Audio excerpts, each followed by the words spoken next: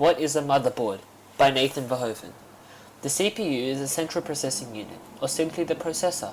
Since the processor is considered the brain of the computer, we can therefore classify the motherboard as the nervous system. Nearly every component relies on the motherboard and is connected to it in some way. The motherboard links everything together and helps the different components communicate.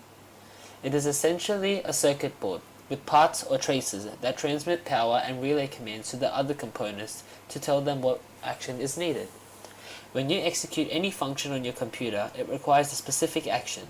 For each action, an electronic impulse is sent to the motherboard. The board then determines what the impulse is, what is needed, and which component must be implemented to complete the function. It then sends that component a signal. The component then establishes what needs to happen and sends that information back to the motherboard. The motherboard then determines what action comes next and what other components are necessary to complete the task, sending them the appropriate command or impulse. For example, when you like a post on Facebook, the components send information to the motherboard in order to carry out the task. Created using Powtoon.